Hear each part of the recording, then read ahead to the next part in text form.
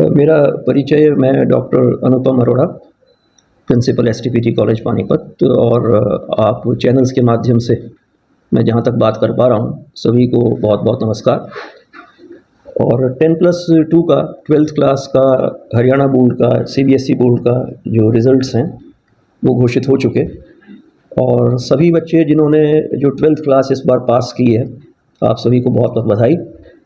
और higher education में, उच्च शिक्षा के क्षेत्र में आप सभी विद्यार्थियों का स्वागत है।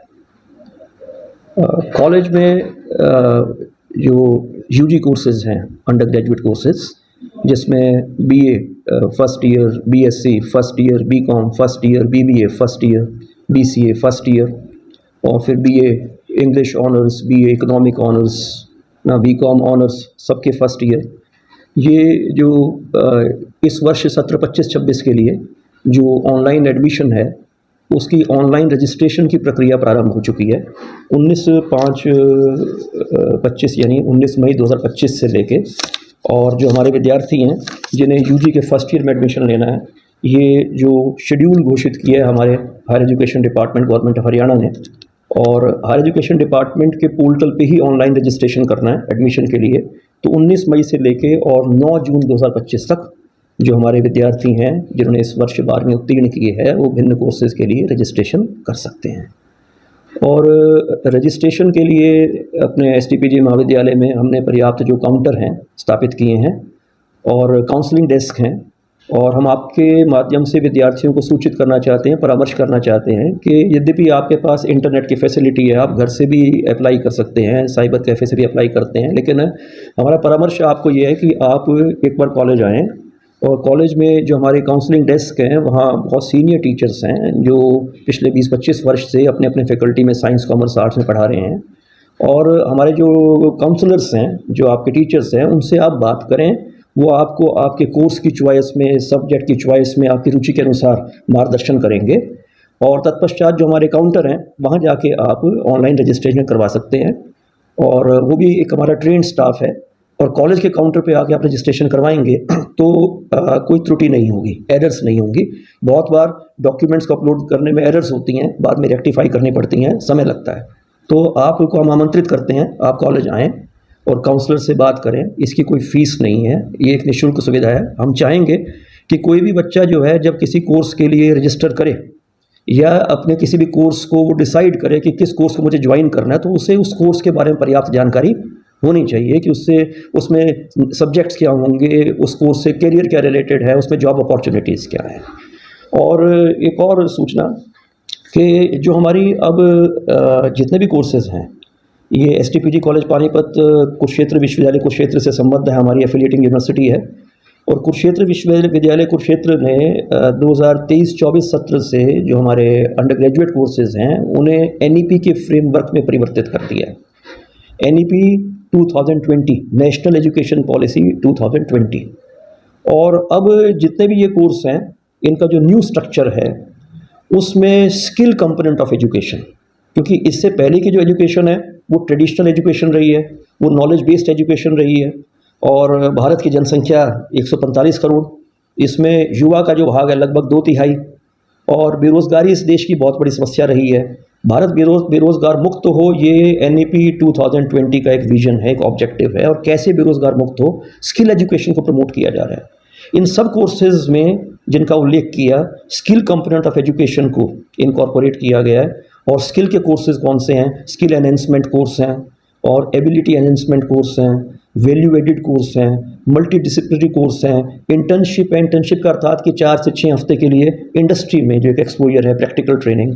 तो ये जो 5 कोर्सेज़ का कंपोनेंट है, skill enhancement, ability enhancement, value added, multi disciplinary, internship, ये एक स्किल कंपोनेंट ऑफ एजुकेशन है।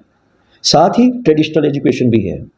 अब एक डिग्री जब जो बच्चा क्वालिफाई करेगा, तो स्किल एजुकेशन जो ये 5 कोर्सेज़ हैं, वो बच्चे को essentially as part of course, as part of qualification करने ही पड़ेंगे। ये एक जो हमारे जो नए बच्चे आ रहे हैं, उनका आप समझें कि उनका सौभाग्य भी है, एक बहुत बड़ा अवसर है। उनको ऐसी ही शिक्षा प्रदान करने की एक हम सुविधा दे रहे हैं विश्वविद्यालय के माध्यम से कि शिक्षा रोज़गार परक होगी, वो जॉब ओरिएंटेड होगी, एम्प्लॉयमेंट ओरिएंटेड होगी और वो बच्चे अपना स्टार्टअप भी स्टार्ट कर सकते हैं और जिस स्किल में वो ट्रेन होंगे उसमें किसी जॉब को भी ज्वाइन कर सकते हैं।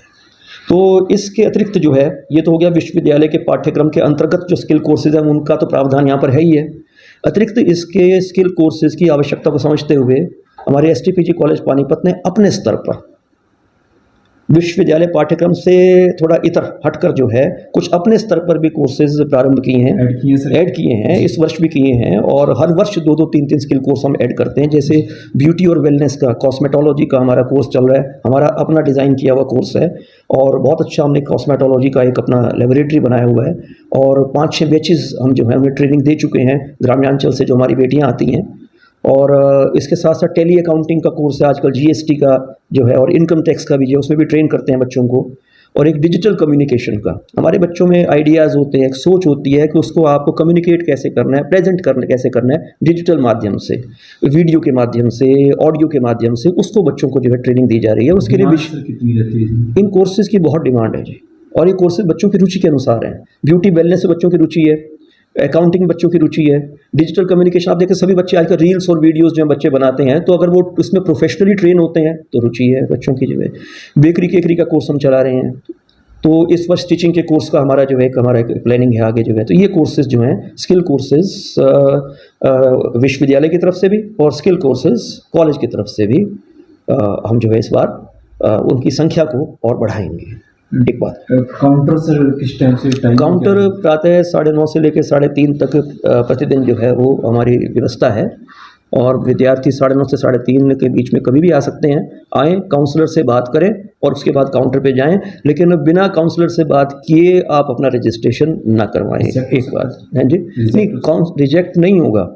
आप यदि अधूरी जानकारी से किसी कोर्स का चयन करते हैं तो आप किसका नुकसान कर रहे हैं, ठीक है। और जब महाविद्यालय में व्यवस्था ऐसी की है कि आपको पूरी जानकारी दें, तत्पश्चात रुचि के अनुसार आप निर्णय लें, तो वो बेहतर होगा ना, तो उसका लाभ उठाना चाहिए। एक बात। दूसरी जो है कि जो हमारे विद्यार्थी मेधावी छात्र हैं, जो जिनकी मेरिट है डिफरेंट स्लैब से 95% से अबव परसेंटेज है, या 90 से 95% है, 85 से 90 है, 80 से 85 है, डिफरेंट स्लैब्स हैं।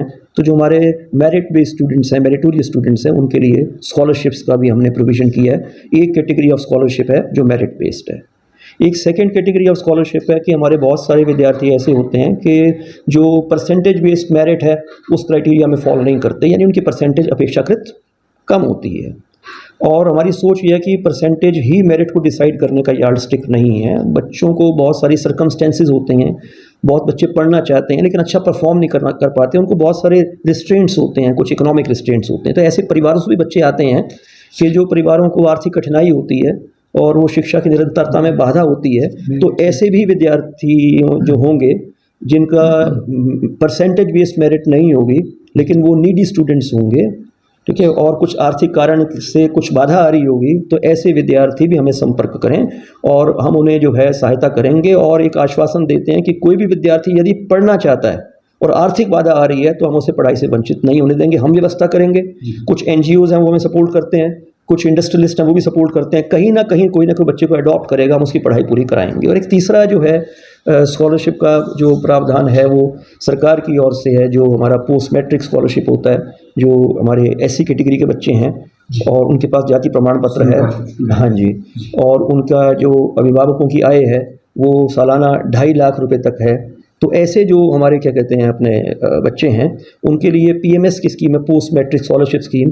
सरकार का निर्देश है कि इन विद्यार्थियों को आप 0 फीस पे एडमिशन करें, इनसे कोई भी चार्जेस नहीं लिए जाएंगे। ये स्कॉलरशिप का आवेदन करेंगे, तत्पश्चात इनके अकाउंट में आएगा, वहाँ से फीस दे सकते हैं। इन पर कोई किसी प्रकार का बंधन नहीं है, न केवल बंधन नहीं है, निर्देश है महाविद्यालय को आवश्यक कि आपको इनसे कोई फीस लेनी ही नहीं है। इस प्रकार से 350-400 विद्यार्थी प्रत्येक वर्ष महाविद्यालय में आता है। BC के भी स्कॉलरशिप्स का जो है हमारा प्रोविजन है, ये प्रोविजंस हैं। बच्चे स्कॉलरशिप के लिए कई बच्चे फॉर्म नहीं भर पाते, क्या कॉलेज के स्तर पर उनके फॉर्म भर? देखिए, कॉलेज के स्तर पर इन विद्यार्थियों को SC स्कॉलरशिप का फॉर्म भरने के लिए मार्गदर्शन प्राप्त होता है। इन विद्यार्थियों का अलग व्हाट्सएप ग्रुप बनाते हैं, एक एक विद्यार्थी को हम संपर्क करते हैं, क्योंकि हमारे पास 0 फीस का रिकॉर्ड होता है। हम एक एक विद्यार्थी को संपर्क करते हैं और फॉर्म भरने में उसका सहयोग करते हैं विद्यार्थी का, ठीक है। एक जो है साथ में कि इनका जो कुछ विद्यार्थी जो पोर्टल पे एससी के स्कॉलरशिप का आवेदन नहीं कर पाते, ठीक है, तो उनके लिए पोर्टल बाद में सरकार वैकल्पिक व्यवस्था भी देती है, डेट भी एक्सटेंड होती है। सरकार भरपूर सहयोग कर रही है विद्यार्थियों। और महाविद्यालय में हर प्रकार की जो एक सुविधा है, क्या एक्टिविटी होती है, तो एकेडमिक्स है कॉलेज के अंदर, एक स्पोर्ट्स होता है, एक आपका कल्चरल एक्स्ट्रा करिकुलर एक्टिविटीज़ हैं, एनसीसी है, एनएसएस है। एकेडमिक्स जो है वो हमारे जो बड़े वेल क्वालिफाइड एक्सपीरियंस टीचर्स हैं, कमिटेड हैं, डेडिकेटेड हैं। और डेडिकेशन मात्र पाठ्यक्रम आधारित नहीं है कि पढ़ा दिया बच्चों को क्लास में, एक मेंटरशिप जैसे होती है। जैसे एक बच्चे को मैं एक अपने विद्यार्थी में अपनी संतान देखते हैं टीचर्स कि बच्चे का जो वेलफेयर होता है, उसकी कोई साइकोलॉजिकल काउंसलिंग है, उसको कुछ और दुविधा है, उसको कुछ और उसके समस्या है, तो उसमें भी उन बच्चों को हम सहयोग करते हैं मेंटरशिप के माध्यम से। और बहुत अच्छी जो हमारी सुविधाएं और प्रयोगशालाएं जो हैं, उसमें लेटेस्ट आपको जो है इक्विपमेंट मिलेगा। विज्ञान की प्रयोगशालाओं में कंप्यूटर्स की बात करें, फिजिक्स केमिस्ट्री मैथमेटिक्स की लेबोरेटरीज़ की बात करें।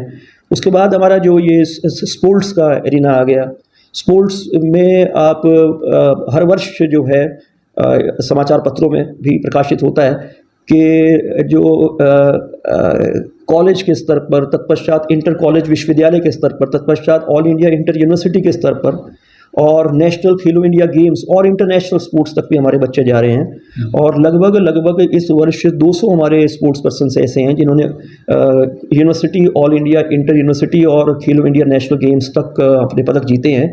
और कुछ एक विद्यार्थियों ने मिलकर जो लगभग 20 लाख रुपए का हमारा कैश प्राइज़ खेलो इंडिया के माध्यम से जीता है। इसके अलावा बहुत सारे जो मेरिट पोजीशंस हैं डिफरेंट क्लासेस में, एकेडमिक को तो एक रूटीन है कॉलेज का, और जो एक्स्ट्रा को करिकुलर एक्टिविटीज़ हैं, सांस्कृतिक गतिविधियों का जो क्षेत्र है, literary activity, cultural activity, through out 365 days कुछ ना कुछ इवेंट जो है कॉलेज में चलता रहता है। और कुछ इवेंट्स जो हैं वो थोड़े कैप्सूल इवेंट हैं, माइक्रोस्कोपिक हैं, क्लास बेस्ड हैं, कुछ इवेंट फैकल्टी बेस्ड होते हैं, कुछ पूरे कॉलेज के स्तर पर होते हैं। जैसे गत वर्ष हमने 1 सप्ताह का हमने पानीपत लिटरेरी फेस्टिवल और बुक फेयर को ऑर्गेनाइज़ किया। वो अपनी तरह का एक अनूठा कार्यक्रम है। वो मात्र एसटीपीजी कॉलेज पानीपत में ही एक सप्ताह के हमारे साहित्यिक कार्यक्रम और साथ में जो पुस्तक मेले लगाए गए हैं गत 5-6 वर्षों से जो है।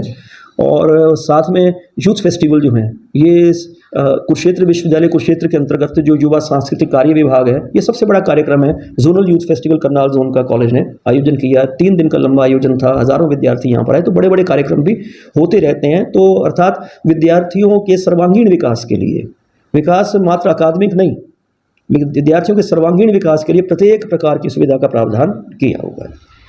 इसके अतिरिक्त एक और हमने जो है कि विद्यार्थियों को कोई भी यदि समस्या आती है तो हमने कुछ एक इलेक्ट्रॉनिकली विद्यार्थी बिना प्राचार्य से संपर्क किए, क्योंकि बच्चे मिलने के लिए आते हैं, अनेक बार बच्चे मिल नहीं पाते हैं, तो हमने कुछ यहाँ पे अपनी इलेक्ट्रॉनिक प्रणालियाँ विकसित की हैं। बच्चे हमसे संवाद कर सकते हैं, बच्चे इलेक्ट्रॉनिकली अपनी प्रॉब्लम को कम्युनिकेट कर सकते हैं, उनसे संपर्क किया जाएगा, समाधान कर दिया जाता है। ये मैंने आपको बताया कि 19 मई 2025 से और 9 जून 2025 तक ये विद्यार्थी जो हैं ऑनलाइन रजिस्ट्रेशन करवा पाएंगे। तत्पश्चात कुछ प्रक्रियाएँ हैं, तो उसके बाद फर्स्ट मेरिट लिस्ट जो लगेगी प्रोविजनल, वो लगेगी 18 जून 2025 को, और फाइनल जो फर्स्ट मेरिट लिस्ट लगेगी वो 19 जून 2025 को लगेगी। और जो फर्स्ट मेरिट लिस्ट है उसमें जिन हमारे विद्यार्थियों के नाम आ जाएंगे तो उनको एडमिशन के लिए फ़ीस जमा करवानी है, तो उनकी फ़ीस जमा करवाने की जो तिथियां हैं वो 20 जून से 23 जून 2025 तक अपनी फ़ीस डिपॉजिट कर सकते हैं। और फिर जो सेकेंड मेरिट लिस्ट लगेगी वो 25 जून 2025 को लगेगी। और सेकेंड मेरिट लिस्ट में जिन विद्यार्थियों के नाम आएंगे वो फीस जमा करवा सकते हैं 27 जून से 29 जून तक। फीस ऑनलाइन भी डिपॉजिट हो सकती है? फीस ऑनलाइन भी डिपॉजिट हो सकती है, फीस ऑफलाइन भी डिपॉजिट हो सकती है। और फिर जो फिज़िकल काउंसलिंग होगी वो होगी 1 जुलाई को, लेकिन फिज़िकल काउंसलिंग 1 जुलाई को पहले होगी उन विद्यार्थियों के लिए जिनका पहली या दूसरी मेरिट लिस्ट में नाम आया, फीस जमा नहीं करवाया, जिन्होंने पहले आवेदन किया हुआ था। और 2 जून से फिर पोर्टल खुलेगा कि जो सीटें खाली होंगी, जो बच्चे पहले रजिस्टर नहीं करवा पाए, फ्रेश रजिस्ट्रेशन के लिए 2 जून से पोर्टल खुलेगा। और फिजिकल काउंसलिंग के माध्यम से तत्पश्चात लेट फीस के साथ ये एडमिशन की प्रक्रिया 15 जुलाई तक चलती रहेगी। ऐसा शेड्यूल हरियाणा सरकार उच्चतर शिक्षा विभाग द्वारा घोषित किया गया।